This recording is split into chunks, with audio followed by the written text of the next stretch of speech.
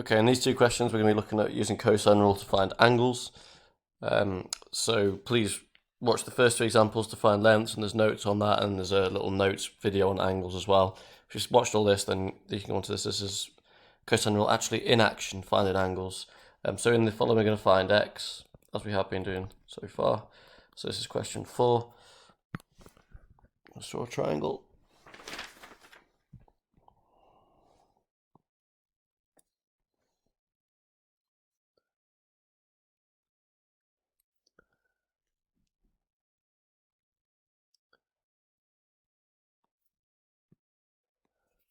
Get rid of the ruler, and then A, B, and C again, as always, they represent the corners of the triangle, the vertices, and their values in the formula will be the values of the angles.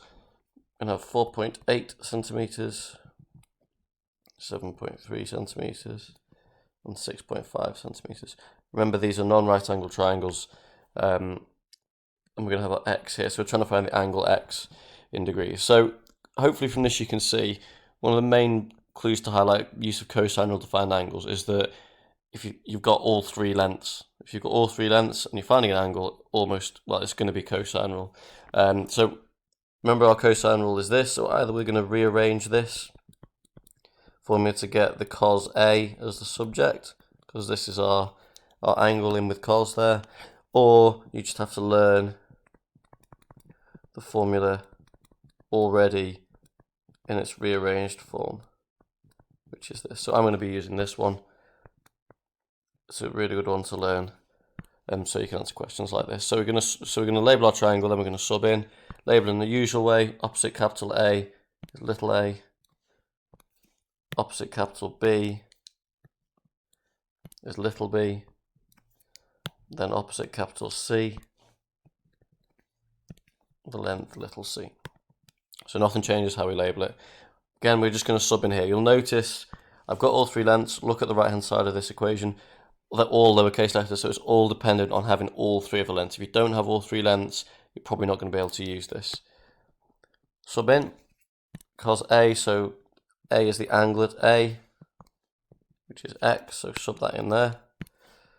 Cos x equals, remember here's B, so there's going to be B when we sub it in. C, there's C when we sub in. And A, there's A when we sub in. If we've got it all nicely labelled, it should be dead easy to sub in. So B squared is 6.5 squared plus C squared, which is 4.8 squared, minus A squared, 7.3 squared, all over, I'm going to get my ruler because it's such a long question, all over 2BC, so 2 times B, which is 6.5, times C, which is 4.8.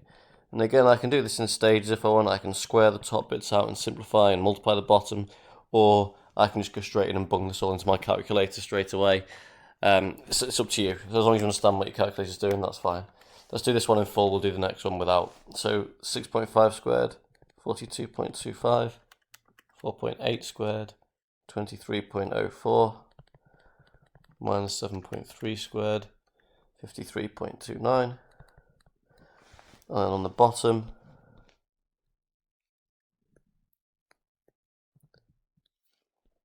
we've got 2 times 6.5 times 4.8, which is 62.4.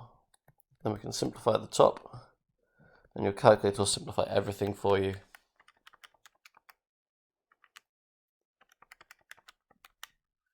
So you get 12 over 62.4, but your calculator will give you 5 over 26. And then to get x, we inverse cos both sides to get rid of the cos. So inverse cos of this.